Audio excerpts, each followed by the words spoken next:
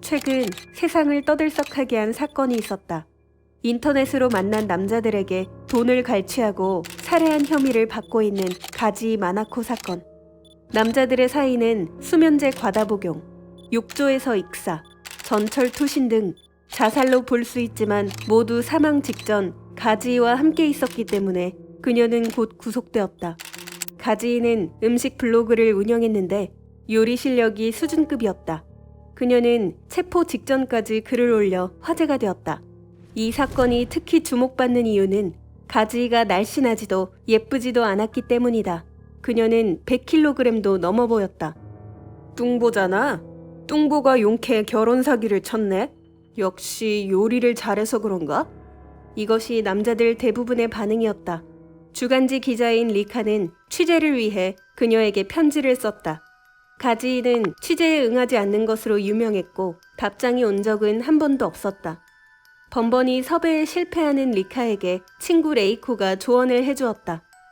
마지막 피해자가 죽기 직전에 가지이의 비프 스튜를 먹었다잖아. 그 비프 스튜 레시피를 배우고 싶다고 하면 어떨까? 원래 요리 좋아하는 사람한테 레시피 물어보면 신나서 시시콜콜 다 얘기하거든. 리카는 레이코가 시킨 대로 편지 끝에 덧붙였다. 추신, 당신이 피해자인 야마무라 씨에게 만들어준 비프 스튜 레시피가 무척 궁금합니다. 가르쳐 주시지 않겠어요? 놀랍게도 며칠 후 가지이에게서 답장이 왔다. 당신이라면 만나도 괜찮겠다고 생각합니다. 언제라도 와주세요. 며칠 후 리카는 가지이가 수감된 구치소에 방문했다.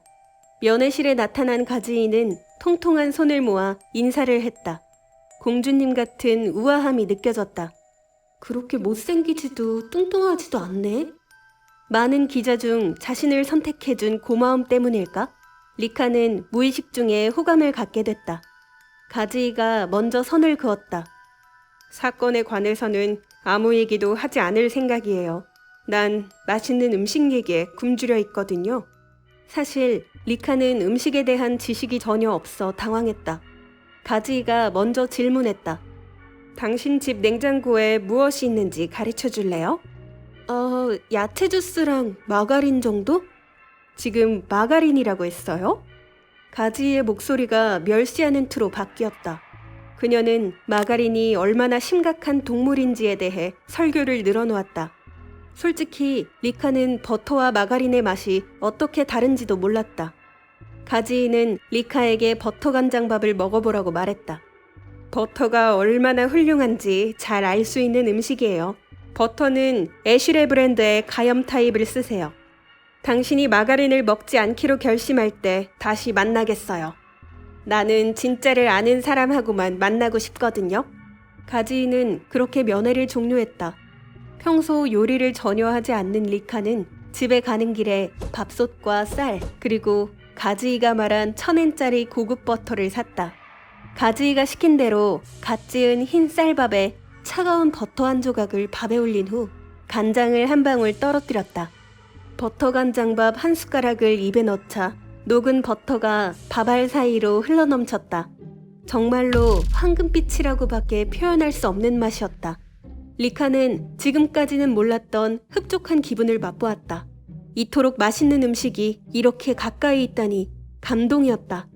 리카는 가지이와의 면회를 거듭하며 가지이가 추천한 곳에서 버터가 들어간 요리를 맛보고 버터가 들어간 레시피로 요리를 했다. 새해에는 떡을 사서 노릇노릇하게 구웠다. 도톰하게 부풀어 오른 떡 위에 버터를 듬뿍 올리고 설탕과 간장을 종지에 준비했다. 버터가 부드럽게 흘러내리는 떡을 입에 넣었다. 고소함과 바삭바삭 무너져가는 표면의 식감, 설탕의 바스락거리는 식감에 혀가 쾌감으로 떨렸다. 리카는 날이 갈수록 가지이에게 더 맛있는 음식 이야기를 듣고 싶었고 그녀를 즐겁게 할 수 있도록 지식을 쌓고 싶었다. 물론 체형 변화는 조금씩 느끼고 있었다. 요즘 통통해지지 않았어? 남자친구에게 받은 메시지도 마음에 걸렸다. 다시 구치소를 찾은 리카는 가지이에게 새해에 먹은 떡 이야기를 해주었다. 가지이는 부러움에 몸을 비틀며 한숨까지 내쉬었다. 떡에 버터, 그거 아주 맛있을 것 같군요. 떡에 쌀알을 완전히 으깨지 않고 남겨 쫀득함과 오톨도톨함이 교차하게 해서 거기에 버터가 걸쭉하게 엉키면. 그런데 너무 많이 먹어서 다이어트를 하려고요. 남자친구도 싫어하는 눈치고. 리카의 말에 가지이의 얼굴에 그늘이 드리워졌다. 다이어트만큼 쓸데없는 행위는 없어요. 무엇 때문에 살을 빼려는 거예요? 남자들 눈을 의식해서? 당신 자신을 더 사랑해야 하지 않나요? 리카는 가지이가 경탄스러웠다. 누구나 여자는 날씬해야 한다고 말한다. 하지만 가지이는 자신을 싫어하는 것과 거리를 두며 언제나 자신있게 살 수 있는 환경을 만들어왔다. 며칠 후 리카가 레이코와 점심을 먹으며 말했다. 요즘 가지이의 식생활에 맞추려다 보니 몸이 못 버티겠어. 피해자들이 죽은 것도 자연스러운 일이란 생각이 들어. 그런 진수성찬을 매일 먹으면 누구라도. 그 말을 들은 레이코가 날카롭게 쏘아붙였다. 리카, 무슨 말을 하고 싶은 거야? 설마 그 여자가 무죄라고 말하고 싶은 거야? 혹시 가지 마나코를 동경하는 거 아니니? 동경? 내가 왜 살인 용의자를 동경해?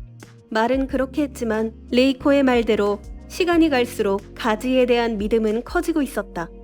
세상이 가지에게 품고 있는 편견을 바로잡고 싶었다. 리카는 가지이에게 인터뷰를 싣고 싶다고 말했다.